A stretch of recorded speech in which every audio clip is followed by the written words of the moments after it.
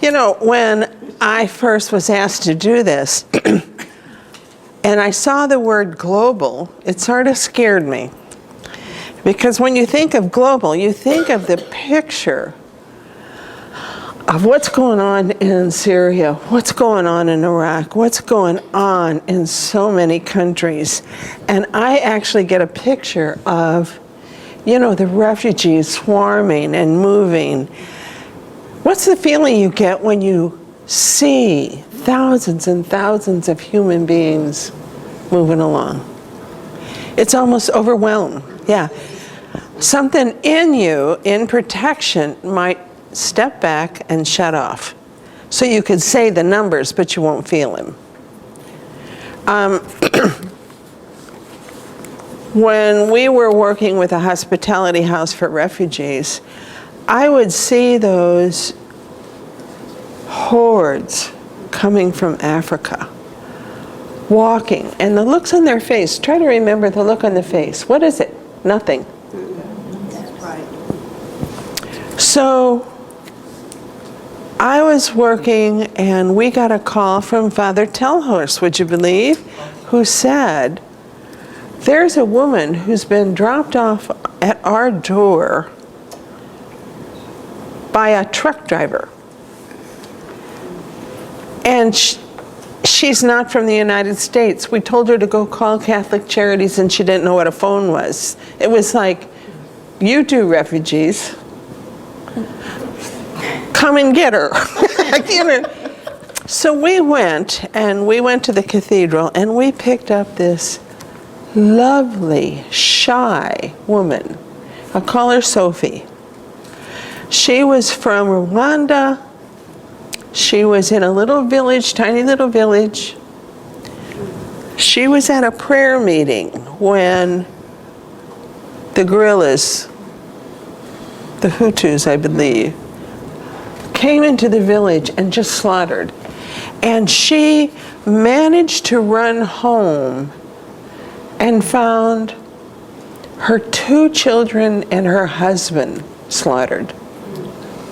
And she says, what happened to me, this is way after a lot of work, what happened to me was I felt myself shut down. She said, somebody pulled me into the marching. I was one of those marching Africans with nothing on your face because I didn't see anything around me. I didn't hear. I just was walking. And it does help you see a different scene when you see people just walking. So the rest of her story is a church group. She had belonged to a church group and they pulled her out and she was pretty sick with grief. All of us know grief can make you much sicker than the flu. She was sick with grief and they were leaving because at that time they were being attacked. They were going back to Canada. So they somehow got her through. And she's in Canada, but they can't keep her. Because if they get caught with an illegal alien, don't you get a picture of a little green? No. You know, an illegal alien, they wouldn't be able to go back. I don't know how they did this. So they had a friend who was a cross-country truck driver, and they put her in the cab, and he drove from Canada down through the States, and he had heard the St. Louis Cathedral protected refugees. I don't know where he heard that. But anyway, he let her out in front of the cathedral and drove away. And she knocked at the door and they said, there's a telephone down there, here's some money for them. And she didn't know what they were talking about. We brought her into the house. And we were trying to figure out, she said, oh, I'll clean the house for you. And we said, no, we're all a part of a community. But we were trying to think what to do for her because she was so normal looking. We'll find a job, we'll get this, we'll get that. She was in her house several months, and one day she shut down completely. And she closed the door of her room, and we were thinking, when should we get her out? When should we go in? And after 3 days, we knocked on the door and said, you gotta come out. She went in on her son's birthday, and the memory of the massacre overwhelmed her. And she went into traumatic shutdown. I'm saying this because a lot of times we're working with people. They're not getting the job. They don't leave the house. I have worked with so many people that when they are in what we might call flashback or re-experiencing, they can't do anything. And what the American response is, what? They're lazy. They're lazy. We've done everything we can for them. They can't. Why don't they? I understand why we do that. Part of that is our own protection, self-protection. Surely we can't be destroyed that much. But many of the refugees who come here after great tragedy are in what you call traumatic shutdown, and they don't know when it's going to happen. I worked with a young man from Bosnia. He was the snot before he was captured.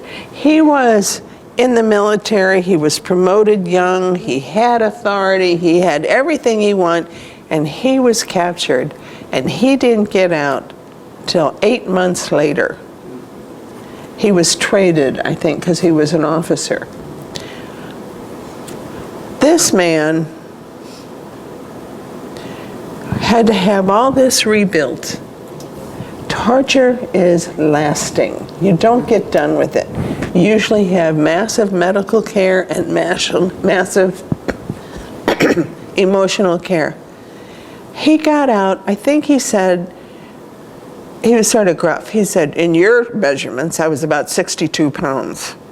Well, I don't care how small a man is, 62 pounds is small.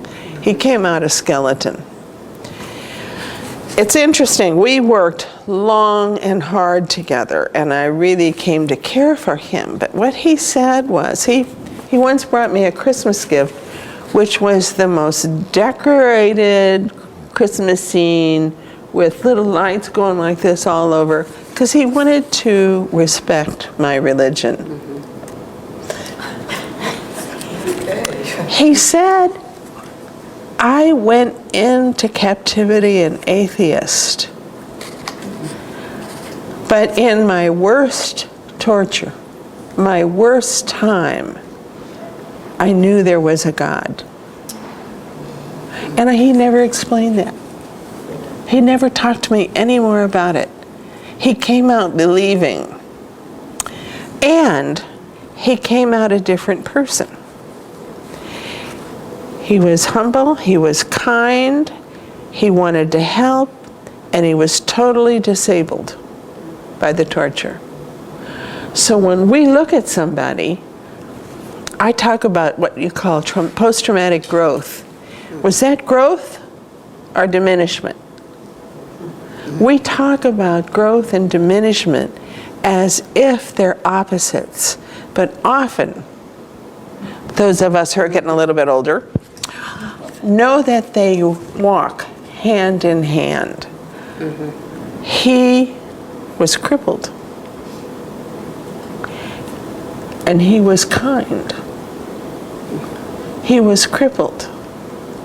And he bought me, out of what you get on welfare, the most ornate, colorful, flashy gift he could find. I just want to say that when we're going through this, I always think of post-traumatic stress disorder, which is devastating, usually going hand in hand with post-traumatic growth.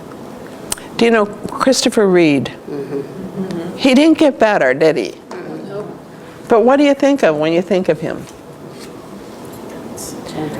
Paralyzed, even needing something to breathe.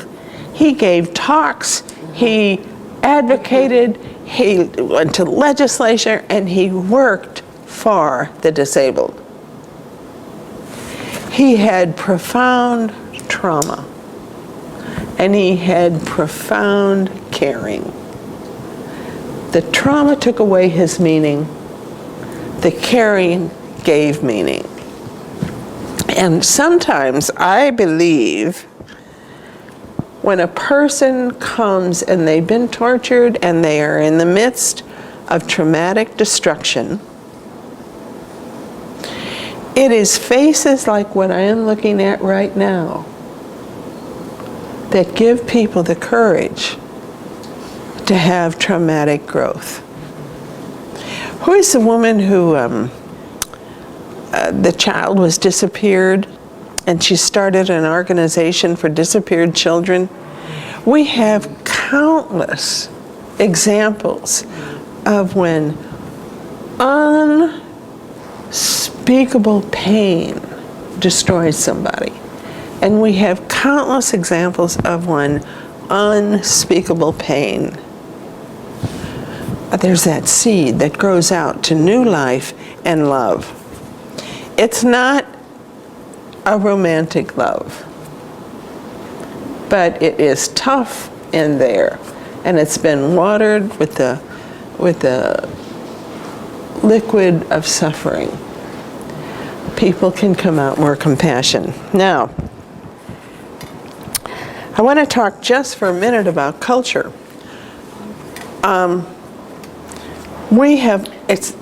It's amazing the difference between cultures. We never know when what we're doing or how that what we're doing is heard in another culture. And I'm going to give you an example. I had living with me a Guatemalan woman, and this illusion when you're young, we live as equals. You're living with us, you're refugees, you've just escaped Guatemala, you escaped through Mexico, I don't know all that's been happening, you're hiding from the law, you're living with me, you have no money, resources, oh, we're living as equals. And she knew everything she was dependent on me, no matter how nice I was. All right, cultural difference. In our culture, well, you can look, people who know me know I can set something down and never know where I set it. I lose things. If I don't lose something once a day, I think I'm sick. Right. It's just a part of a right brain spaced person who gets caught in her thinking. I went to her and I said, would you help me find my watch? I lost my watch.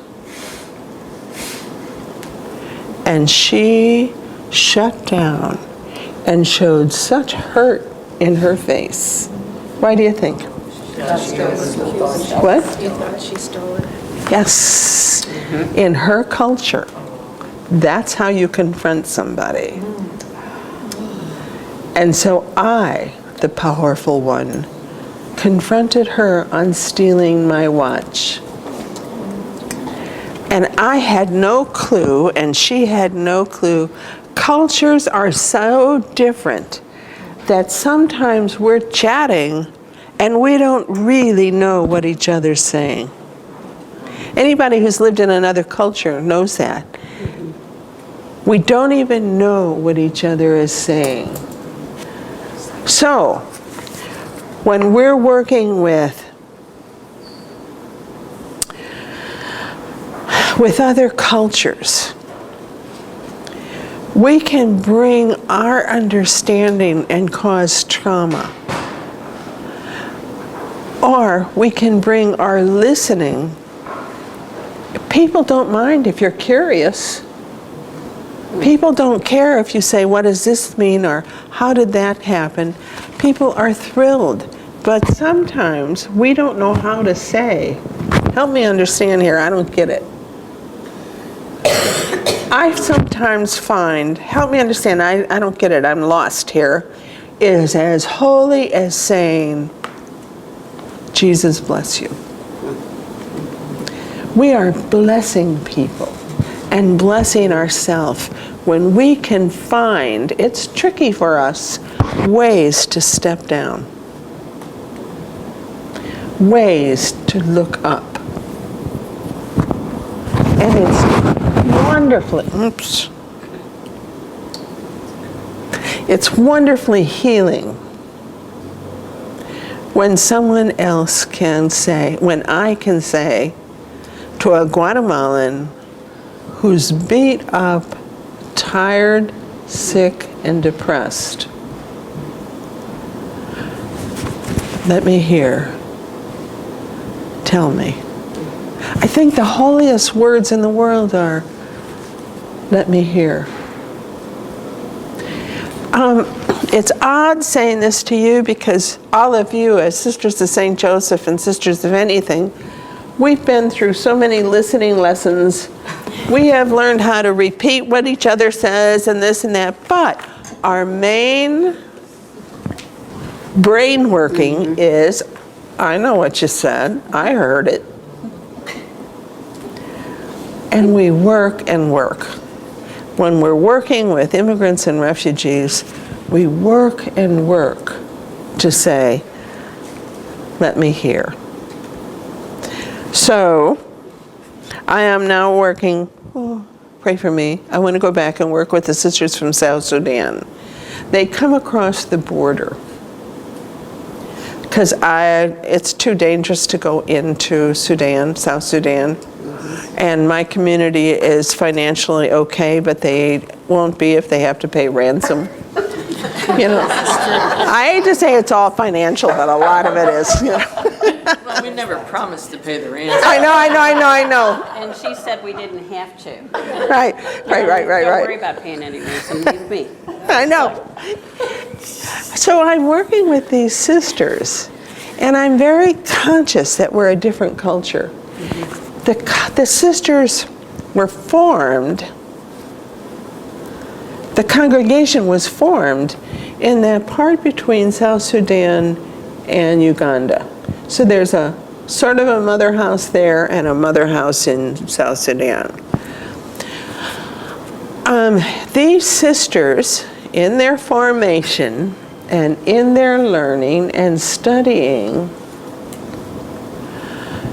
part of what the culture of their learning is how to die for Christ, how to give your life for others. And it's an unspoken one until one sister said to me, I haven't laughed like this in so long. I haven't relaxed like this, but I have to go back. I have to go back and die with my people. And I thought, I am a blip in her life. I am like a Christmas treat, but I'm not the essence of her life. Her life is living and dying with the people that are being slaughtered. One woman said to me, every experience I have seems to push away or open up walls that I didn't know I had. She said, God hasn't let any of us be killed. He has protected all of us. Our congregation doesn't have one death. I was on a bus, we were attacked, they pushed the bus over, they were shooting people. I was saved. I was under a dead body, and they thought I was dead. I'd be dead if I were underneath a dead body. I couldn't even imagine what she was thanking God for. She was praising God because she was alive after lying under a dead body. And I thought, I've got more to learn. I have more to learn. You know, I was, one more thing about, I think I know everything. I'm up in Guatemala, Nicaragua. We're in the highlands of Nicaragua. The interesting thing about Nicaragua is, in Managua, it's the ugliest place you've ever been. In the highlands of Nicaragua, it's breathtaking beauty. Breathtaking, you know, yes. So I'm there, and they have, this is when the Sandinistas, the horrible Sandinistas, had taken over, and you have these, they built dwellings and little villages for people to live in. And we were visiting one because we were doing some exploration. And everyone knows that everyone there knows that the U.S. kept the war going. Everyone there knows the U.S. hates them. So anyway, we're up in this little village, and I said, this woman is cooking for us. Beans, of course, and rice. What else is there? Beans, and she's cooking. And I said, you know, you are so loving and accepting of strangers. And she said, well, I know my Bible. She said, Jesus said to love your enemies. And I thought, oh, I know who I am, you know. Why not? I'm tall, well-fed, white, blue-eyed. Why not? I am, for her, the enemy. And she treated me golden. Who had the mercy? Who was showing mercy and kindness? Okay, so now one of my little cliches. I don't know if we can show mercy unless we have experienced mercy. There's something about experiencing it that puts you here and opens up your soul. So anyway, I'm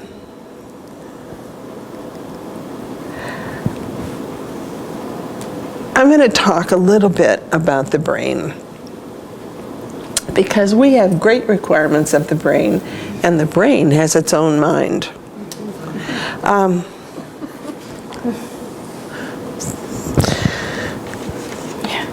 Our brains are the holders of the culture. They're the holders of a lot. So when you think of culture, what do you think of? Dress. What? Dress. Dress. Ways of thinking. Yeah. What else? Values.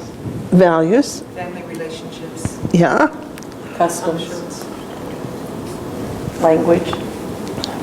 Yep. Rituals. So here's what it is, in my opinion. Now, somebody who's teaching in college might think, culture is the interaction of all the things you said. It's the interaction of those things along with sexual expectations, gender expectations, education expectations. And the reason why it looks different on some of us is because my religious expectation is mixing with my gender expectation, is mixing with my economic expectation. So now I got priests are over sisters and they get the money. That's a cultural assumption.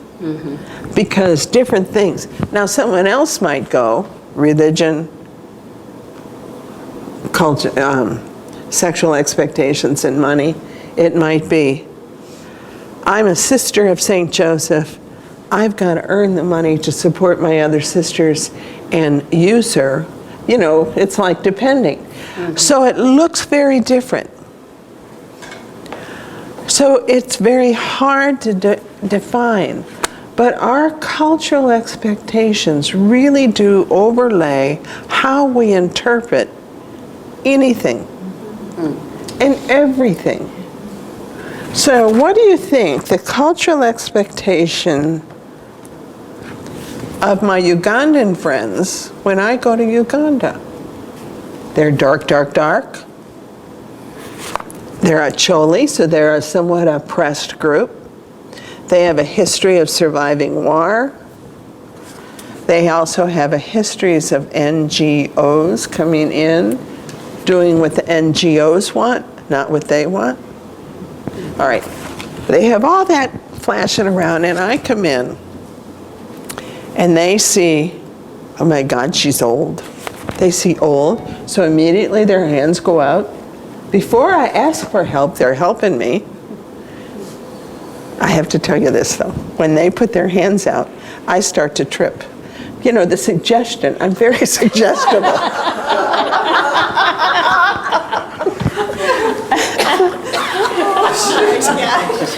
They have a lot of other things, they're very deferential, but they expect money. And for me to work with them and say, I don't have a lot, you can have what I have, but I don't have a lot, is the expectation is so deep that they don't believe it. Yeah, sure. So they treat me nicer. Maybe then I'll give in and give them the money. I think that's also a part of our expectations. I don't expect a lot of money, but I certainly expect a home when I come back. I mean, there's nothing in me that thinks I'm going to be dying on the street.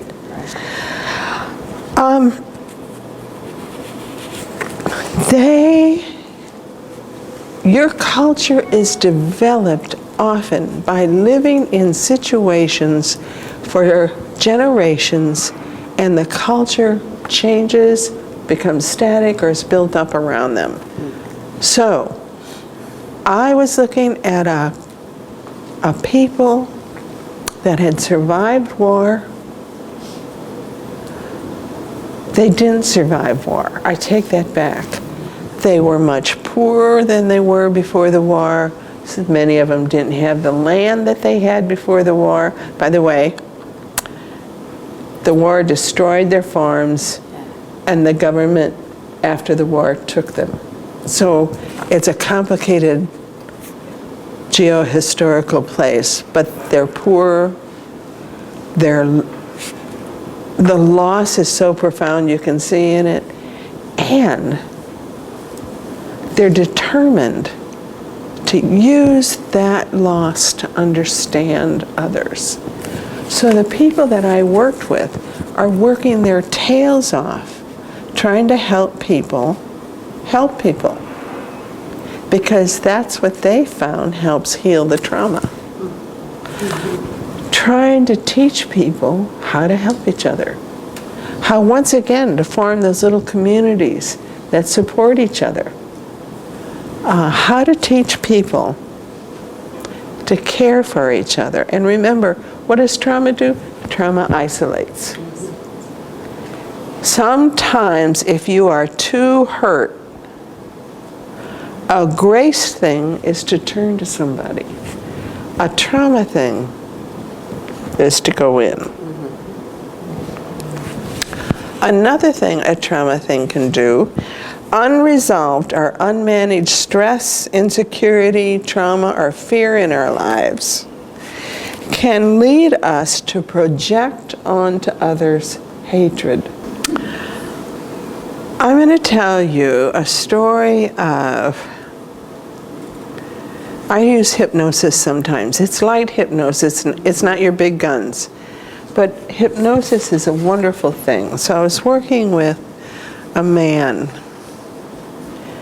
a Bosnian man who had been tortured and lost everything and hurt. And all he had was bitterness. My kindness to him meant nothing. After all, I can afford to be kind. I'm a rich North American. My gentleness with him is bull. After all, that's my job. And all he saw in himself was anger, bitterness, and loss. Okay, so I have him. I asked him to let me try something with him, and at least he trusted me that much. And I helped him go into light hypnosis. All right, this is his memory. I was in my yard when the Serbs came and they pulled me out and they put me in this long march of people, and I saw people killed while I was there, and then I was in prison and beaten and this and that. That's his memory.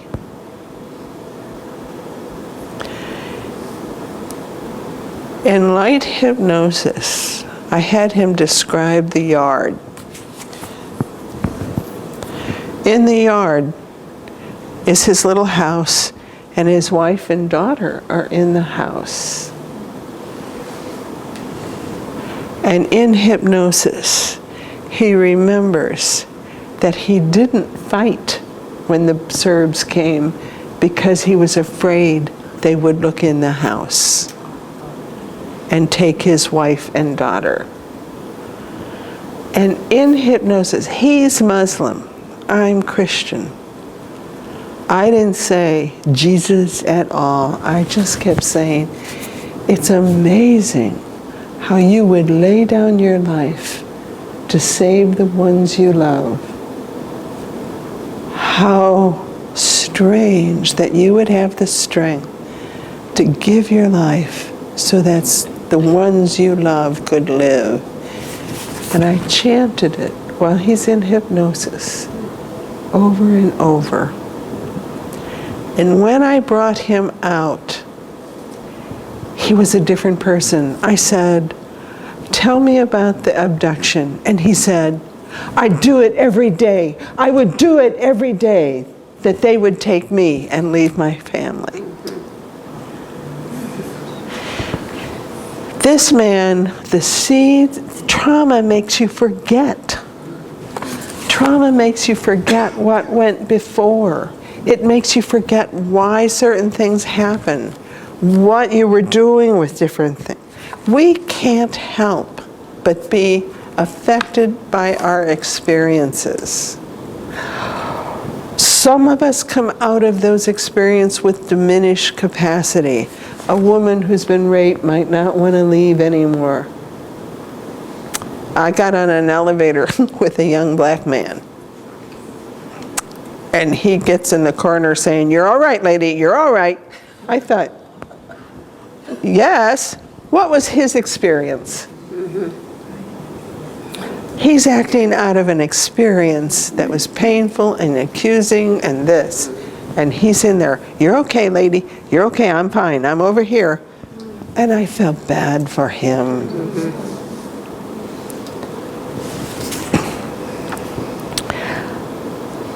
Some of us come out of traumatic experiences with diminished capacities and profound movement of the soul.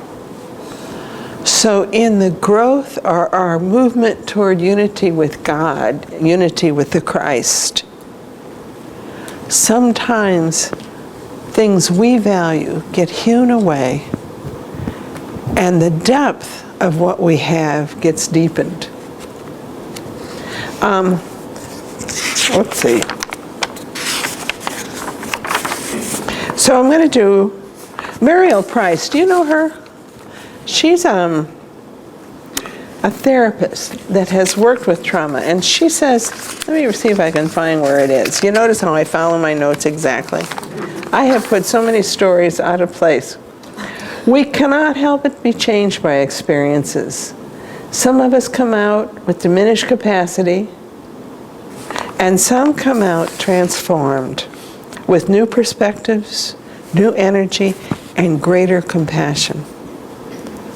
She says, no one escapes disaster without some impairment that flows over self, family, and society. Trauma in any form, whether it's a car accident, abuse, or torture, changes us biologically and physically and psychically, and changes us forever. It evokes a response that is both biological and psychological. If it remains stuck, it's a disease. Our work is to face the trauma, negotiate with it, renegotiate, and grow. So you remember Reed, Christopher Reed. No small thing what he renegotiated. What happened? Okay, so when we treat someone with mercy or kindness, we are renegotiating our own trauma, whether it's with somebody personal, the woman in the tavern. Oh, tavern. I didn't meet her in a tavern. We bought an old tavern and changed it into a meeting place. So anytime I say we were working in the tavern, I don't mean I was a barkeep.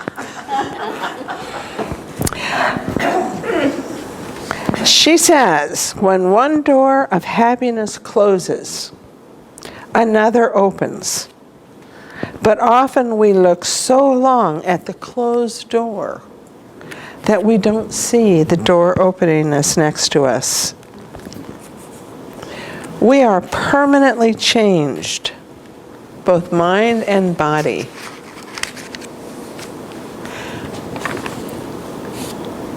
And it doesn't happen automatically that the goodness starts to come out of us. It happens with, what's the big word of the last decade? Intentionality. I've got a friend I'll go to when I'm trying to work through something, and I don't go to her anymore. She's one of my very best friends. I'll go to her and she'll start giving me answers. Why don't you do this, and why don't you do that, and why don't you call, and why don't you this? We help each other develop those compassionate responses by listening compassionately. We help each other develop heroic, kind responses by listening for the heroicism. So I think what I'm going to do is I want to talk about some Bosnians I worked with. And then I'll open it up and let me hear some experiences from you. Bosnians were in between 92 and 95. It was horrendous. We're hearing about Srebrenica when I think close to 8,500 men and boys were 8,500 men and boys were slaughtered. We hear about the concentration camps. We hear okay, so I have a Bosnian group of men. I have a Bosnian interpreter. These guys are stuck in their trauma. All they see and feel is the betrayal and the pain and the loss, including the loss of their own beautiful country. So we're working and we're doing group, and my mission is to do strength-based therapy for that session. Strength-based therapy means you have to find in people the kernel of strength that they can start growing from. Some people think trauma therapy is going over and over and over the trauma. Hopefully a person trusts you enough that they can tell what it is, but strength-based means you look and look and look to find that kernel, that seed of strength. So we did a strength-based group. And I said, I want you to find one time you did something that you're proud of. There's nothing proud about this. There's nothing proud about getting beaten or raped or this. One time. And they started thinking, and it was amazing. It started with something small. He said, we were in those train boxcars, and we were mashed in, and my big brother fainted. And I knew if he went down, he'd be trampled because I wouldn't be able to get him. So I got under and I held him up, and I finally pushed against a wall, and I held my brother up till we got out of there. Okay, so his brother is in that group too. And he's looking at his brother, and he starts to cry. And the little brother says, I've had headaches. They're starting to go away. His body remembered the strain and wouldn't let go. And another guy said, you know, I'm starting to remember why I got caught. At my so-and-so, his friend, had been shot in the leg. And he picked his brother up and was carrying his friend over his shoulder while he was running. I couldn't leave him there, he says. And I was caught. And everybody sees him and says, I mean, what were they thinking? You were caught because you wouldn't abandon a friend. And you saw change in him. And the one that was most powerful to me was done out of pain, and pain changes your perception. And he said, my back and legs were bloody from the beatings.